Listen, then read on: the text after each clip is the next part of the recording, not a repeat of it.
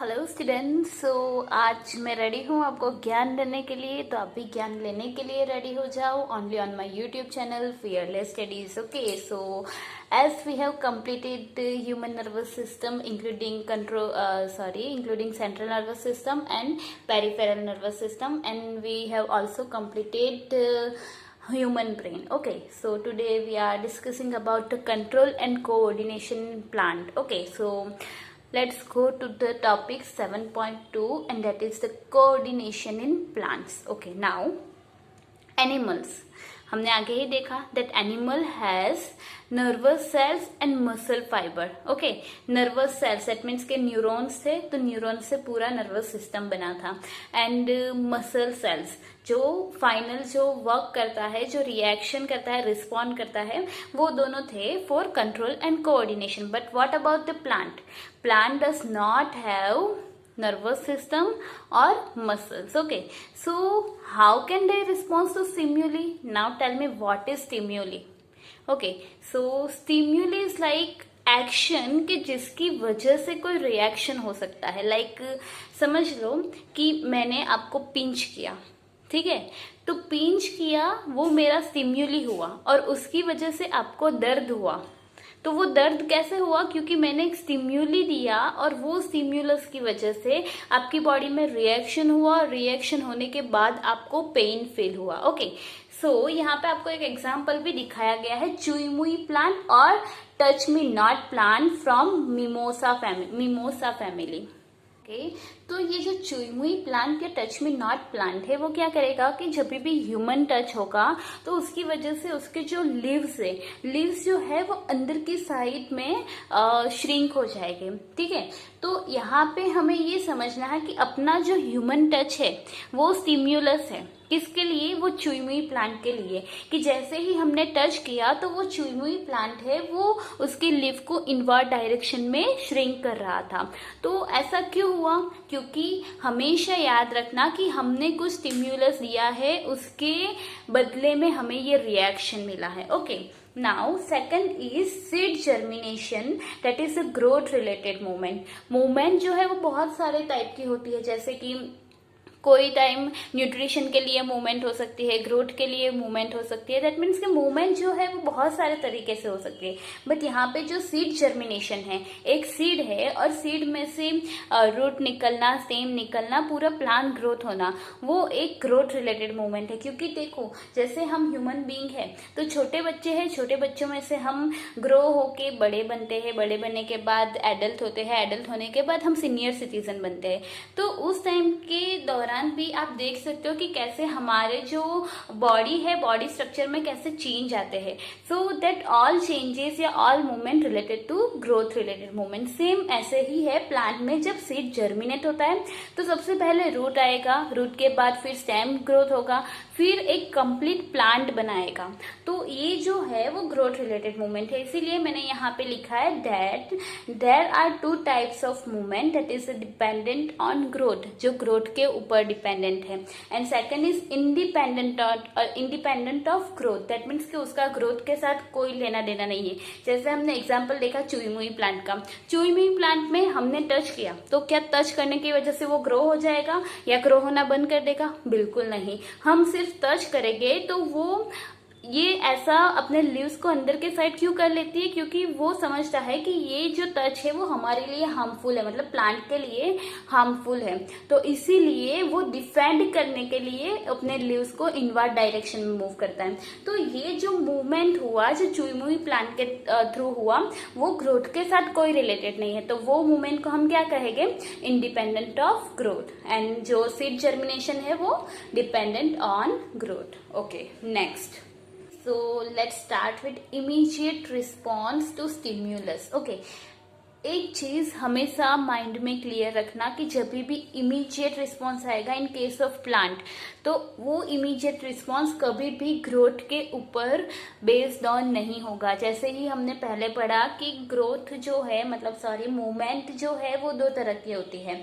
एक dependent on growth, growth से related movement, और दूसरी होती है independent of growth. That means growth से उसका कोई लेना देना नहीं है. तो जो भी इंडिपेंडेंट ऑफ ग्रोथ मूवमेंट है वो सारी सारी मूवमेंट इमीडिएट रिस्पॉन्स करेगी। ओके, तो इसीलिए यहाँ पे लिखा है immediate response to stimulus. Okay, now sensitive plants move its leave in respond to touch. जैसे हमने आगे चुई मुई प्लांट में देखा, चुई मुई प्लांट एक सेंसिटिव प्लांट है। ओके, तो जब भी हम टच करेंगे तो उसके जो लीव्स है वो इनवर्ड डायरेक्शन में मूव होकर देंगे। तो ये जो मूवमेंट है वो ग्रोथ इंडिपेंडेंट मूवमेंट है, जो मैंने आपको ऑलरेडी बता दिया जब मैं इंट्रोडक्शन एक्सप्लेन कर रही थी, ठीक है ना। तो वो क्यों ग्रोथ इंडिपेंडेंट है, क्योंकि मैंने जैसे आपको समझाया कि मैं टच करूंगी तो उसकी वजह से ऐसा नहीं होगा कि ग्रोथ और ज्यादा हो जाएगा या ग्रोथ होना कम कर देगा। वो ग्रोथ से एकदम इंडिपेंडेंट मूवमेंट है, वो यहाँ पे लिखना है। ओके, नाउ हमने इंट्रोडक्शन में ये भी देखा कि कोई नर्वस टिश्यूज नहीं है, कोई मसल सेल्स नहीं है प्लांट में। देन वो ये जो टच है उसको कैसे डिटेक्ट करेगा, क्योंकि टच मैंने आपको स्टिम्यूली बताई, तो मैंने आपको समझाया भी था कि जो हमने टच किया जिसकी वजह से ये लीव्स जो है वो इनवर्ड डायरेक्शन में मूव हुए, तो ये टच स्टिम्यूली हुए और उसकी वजह से जो रिएक्शन आया वो ये था कि लीव्स जो है वो इनवर्ड डायरेक्शन में मूव हो गए। तो ये जो टच है उसको डिटेक्ट कैसे करेंगे प्लांट, क्योंकि उसके पास तो ना नर्वस टिश्यू है ना मसल टिश्यूज है, तो फिर क्या होगा। ओके, तो समटाइम्स ऐसा भी होता है कि point of touch to leaves, मतलब जिस पॉइंट पे लीव को टच किया है और जिस पॉइंट पे अपेरेंट मूवमेंट हो रहा है वो भी डिफरेंट होगा। लाइक कि समझ लो आपने एक लीव्स को टच किया है, तो ऐसा जरूरी नहीं है कि सिर्फ और सिर्फ वो ही लीव्स इनवर्ड डायरेक्शन में मूव करेगा। इसके अराउंड जितने भी लीव्स होंगे वो सारे अपेरेंट मूवमेंट दिखाएंगे। अपेरेंट मूवमेंट दैट मीन्स कि आप विजुअलाइज कर सकते हो वो मूवमेंट को, उसको हम बोलते हैं अपेरेंट मूवमेंट। तो इसका मतलब क्या हुआ कि जहां पे आपने टच किया वो तो ठीक है, बट उसके अलावा और भी जगह है जहां पे आप वो टच की वजह से मूवमेंट देख सकते हो। इसीलिए यहाँ पे लिखा है कि पॉइंट ऑफ टच और apparent movement may be differ. Okay, now information related to touch must be communicated. Communicated होना क्यों जरूरी है, क्योंकि समझ लो कि मैंने यहाँ पे टच किया है, ठीक है, और यहाँ पे जो लीव्स है वो भी अपेरेंट मूवमेंट कर रहे हैं, तो यहाँ से वो स्टिम्युलस को यहाँ तक पहुंचाने के लिए कुछ तो मीडियम चाहिए होगा, ठीक है, कुछ तो कम्युनिकेशन करना पड़ेगा। तो इसीलिए यहाँ पे लिखा है कि जो टच रिलेटेड इंफॉर्मेशन है वो कम्युनिकेटेड है। कम्युनिकेटेड दैट मीन्स कि इजीली एक जगह से दूसरी जगह ट्रांसफर हो रही है। अभी नेक्स्ट जो है वो मोस्ट इंपॉर्टेंट है इन दिस सब topic, and that is animals and plants में क्या डिफरेंट है। ओके, तो एनिमल्स है उसमें भी इलेक्ट्रोकेमिकल सिग्नल्स होते हैं, जैसे हमने नर्वस सिस्टम में पढ़ा कि जहाँ पे रिसेप्टर्स है, रिसेप्टर्स वो केमिकल रिएक्शन से डिटेक्ट करते हैं, उसके बाद न्यूरॉन्स जो है उसमें पूरा इलेक्ट्रिक इम्पल्स जाएगा और सिनेप्स में फिर से केमिकल रिएक्शन होगा।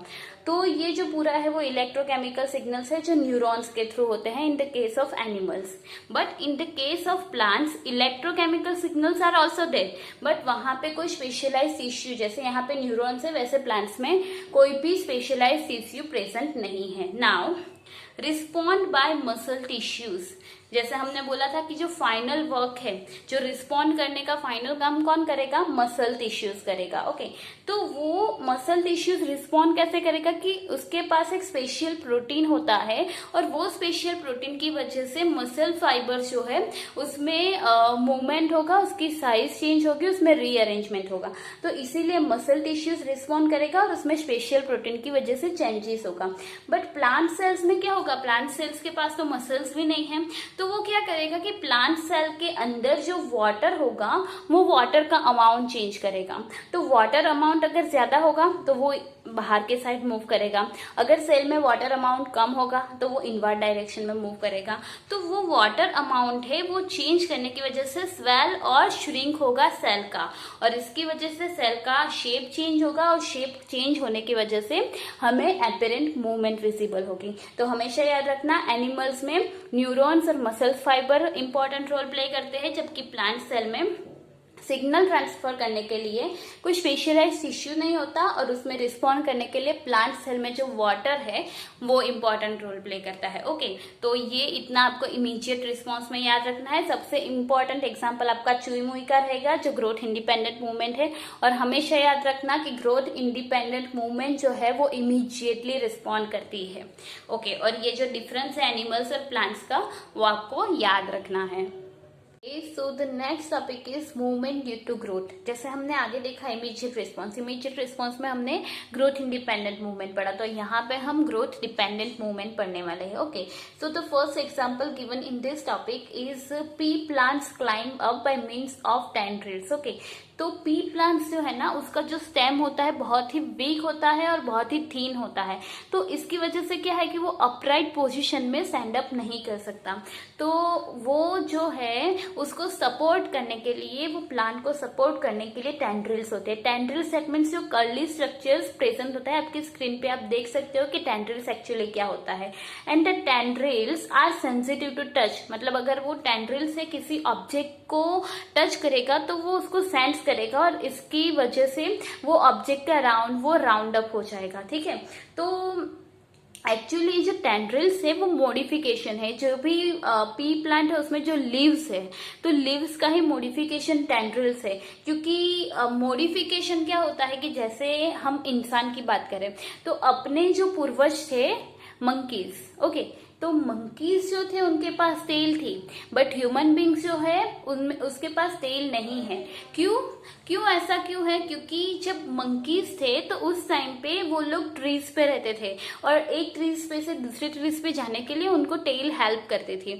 बट जैसे जैसे इवोल्यूशन होता गया, ठीक है, जैसे ही मंकी में से ह्यूमन बींग बनना स्टार्ट हुआ तो वो चलना सीखे, और चलना सीखने की वजह से वो जो टेल है उसका कुछ काम नहीं आया, तो उसकी वजह से वो टेल जो है अभी ह्यूमन बींग में प्रेजेंट नहीं है। ठीक है, तो सेम कंडीशन यहाँ पे है कि पी प्लांट जब स्टार्टिंग में आया होगा तो उसके पास टेंड्रिल्स नहीं था, बट क्या होगा कि जैसे जैसे वो ग्रो करना स्टार्ट करे तो उनको पता चला कि हाँ उसका स्टेम जो है वो वीक है, उसका स्टेम थीन है, तो इसकी वजह से किसी को तो वो प्लांट को सपोर्ट करना पड़ेगा। तब जाके ये जो लीव्स है वो मॉडिफाइड होके फिर टेंड्रिल्स बनेंगे, जिसकी वजह से वो ऑब्जेक्ट के सपोर्ट लेके इजीली अपराइट कंडीशन में ग्रो हो सके। ओके, सो नेक्स्ट, ये जो टेंड्रिल्स होते हैं उसके दो पार्ट होते हैं। एक पार्ट वो होता है जो ऑब्जेक्ट्स के नजीक होता है और दूसरा पार्ट वो होता है जो प्लांट के साथ अटैच होता है। Okay, so near to object, जो ऑब्जेक्ट्स के नजदीक है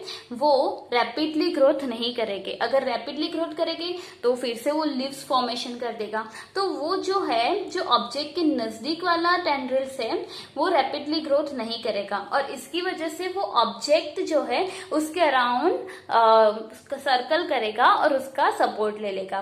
बट जो ऑब्जेक्ट के दूर है वो इजीली ग्रो करेगा, लीव्स फॉर्मेशन करेगा और अच्छे से ये जो पूरा पी प्लांट है उसको सपोर्ट करने में टेंड्रिल्स हेल्प करेगा। ओके, तो ये फर्स्ट एग्जांपल है जिसमें ग्रोथ का मूवमेंट पाया जाता है। Okay, now next, plant responds slowly by growing in a particular direction or a movement।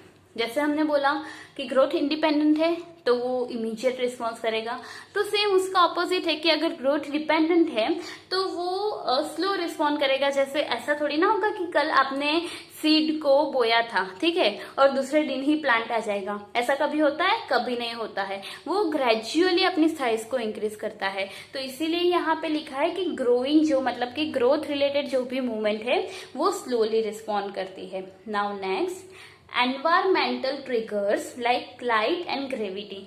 Environmental triggers मतलब क्या होता है कि जो एनवायरमेंटल नेचुरल चीजें है, लाइक लाइट एक नेचुरल थिंग है, ग्रेविटी तो वो भी नेचुरल है, तो वो जो नेचुरल थिंग्स की वजह से प्लांट कैसे रिस्पॉन्ड करती है, तो वो जो नेचुरल थिंग्स है उसको हम बोलेंगे एनवायरमेंटल ट्रिगर्स, और वो भी मूवमेंट को अफेक्ट करती है। कैसे?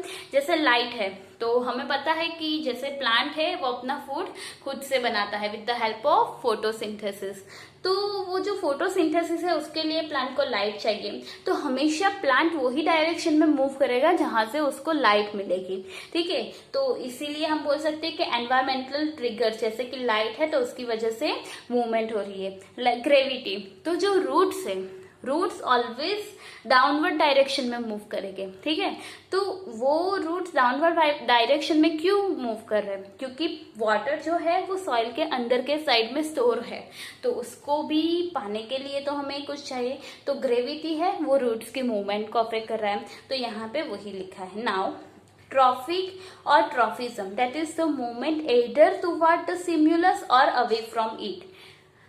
सिंपल मतलब है जब भी ट्रॉफिक या ट्रॉफिज्म आपको ये वर्ड सुनाई दे तो समझ लेना कि वो मूवमेंट से रिलेटेड है। ओके, अभी वो मूवमेंट इधर वो स्टिम्युलस के डायरेक्शन में हो सकती है या स्टिम्युलस की ऑपोजिट डायरेक्शन में हो सकती है।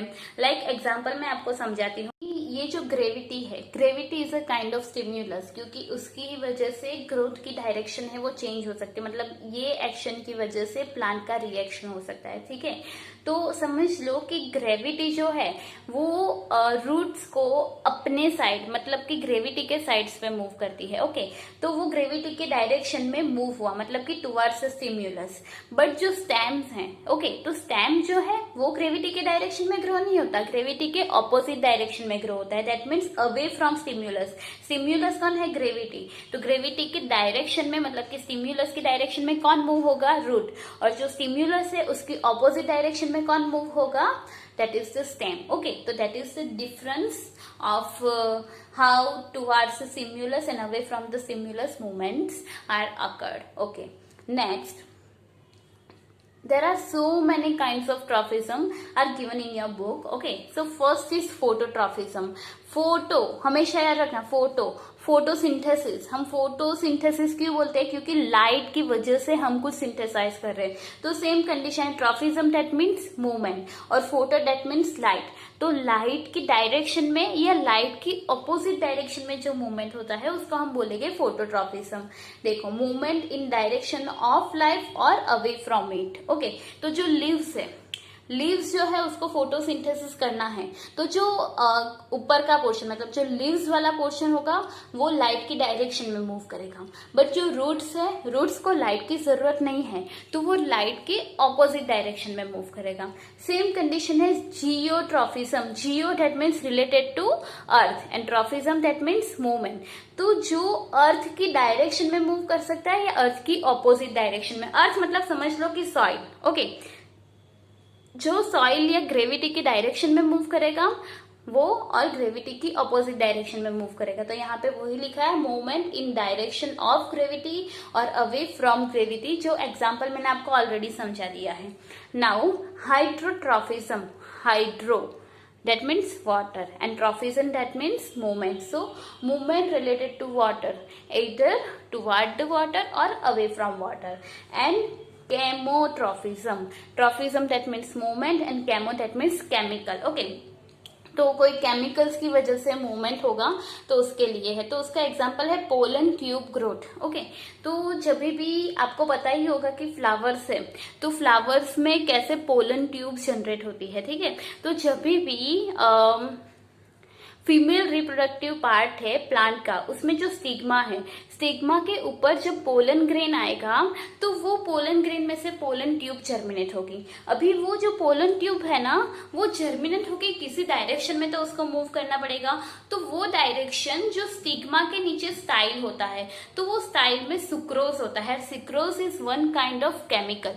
ओके, तो वो सुक्रोज की वजह से ये पोलन ट्यूब एक डायरेक्शन में मूव करती है। ओके, सो पोलन ट्यूब का मूवमेंट किसी केमिकल की वजह से डायरेक्ट हो रहा है, किसी chemical that mean sucrose, sucrose की वजह से डायरेक्ट हो रहा है, तो इसीलिए हम उसका एग्जांपल दे रहे हैं केमोट्रॉफिज्म में। नाउ ये हो गया डायरेक्शन की बात, मूवमेंट की बात। नाउ स्पीड जो है वो भी तो इंपॉर्टेंट रोल प्ले करती है।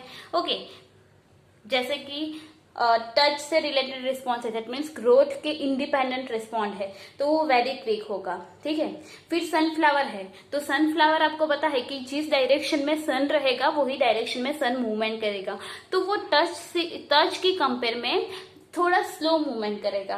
बट जो ग्रोथ रिलेटेड मूवमेंट है, कि मैंने बोला सीड में से पूरा ट्री या प्लांट बनना है, तो वो मूवमेंट सनफ्लावर की मूवमेंट से भी स्लोअर होगा। तो यहाँ पे आपको एक कंपैरिजन दिखा है कि वेरी क्विक मूवमेंट से लेके वेरी स्लो मूवमेंट भी यहाँ पे प्रेजेंट है।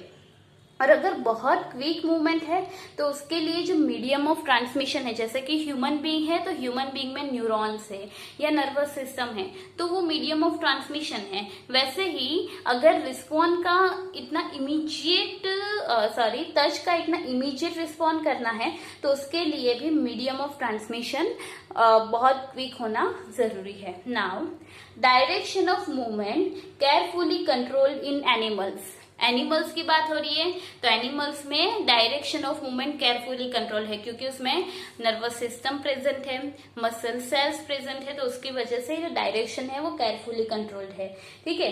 बट वो इधर स्लो हो सकती है और फास्ट हो सकती है। अभी फास्ट होने के लिए फास्ट मीडियम ऑफ ट्रांसमिशन होना जरूरी है, जो मैंने आपको आगे भी बताया प्लांट के लिए।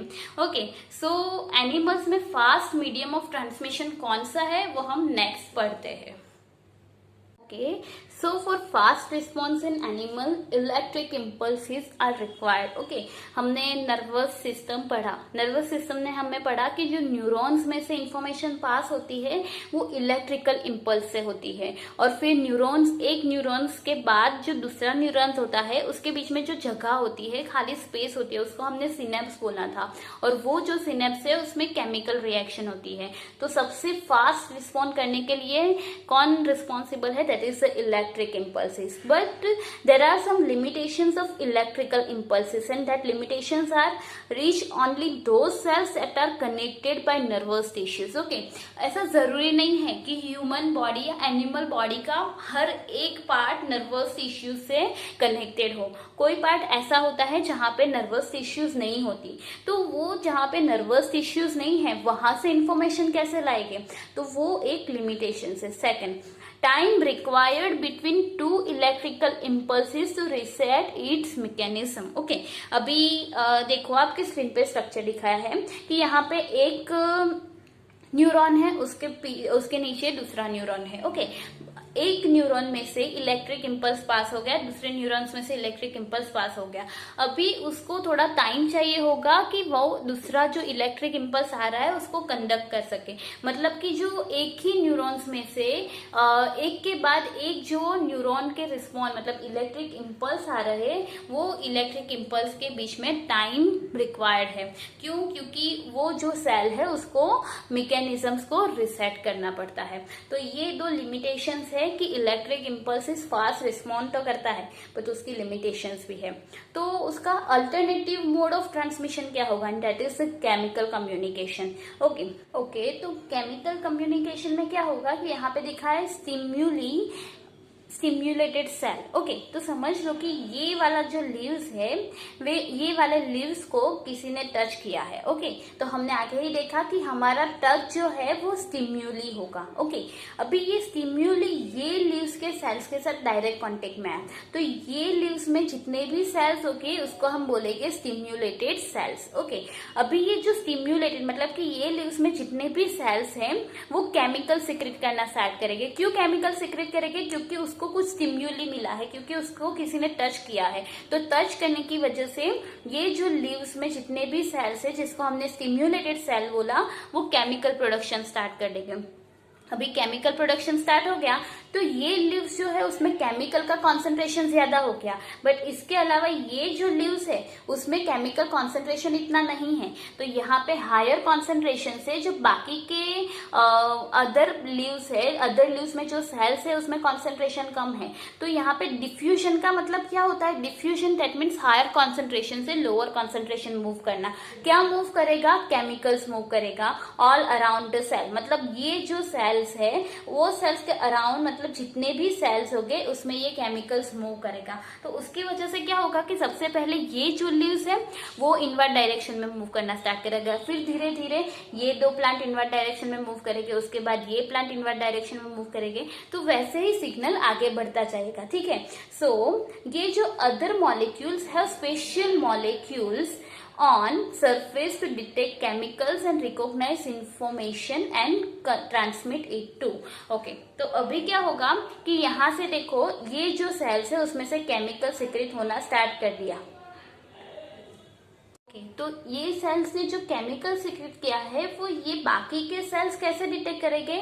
तो ये जो लीव्स में जो सेल प्रेजेंट है वो सेल की सरफेस पे स्पेशल मॉलिक्यूल्स आए होंगे। ओके, और ये जो स्पेशल मॉलिक्यूल्स है वो ये केमिकल्स के साथ रिएक्शन करेंगे और वो रिएक्शन करने के बाद सिग्नल्स को रिकॉग्नाइज करेगा और आगे ट्रांसमिट करेगा। ओके, ये जो रिस्पॉन्ड है कि यहाँ पे केमिकल कॉन्सेंट्रेशन बढ़ना, फिर ये केमिकल को आगे डिफ्यूज करना with the help of this recognition. Okay, तो ये प्रोसेस स्लो है, बट ये प्रोसेस जो है वो हर एक सेल तक पहुंचेगी और वो स्टेडी एंड परसिस्टेंट होगी। Steady and persistent that means कि कंटिन्यूस होगी। ओके, तो ये जो केमिकल कंपाउंड रिलीज हुए हैं वो केमिकल कंपाउंड को बोलेंगे हार्मोन्स।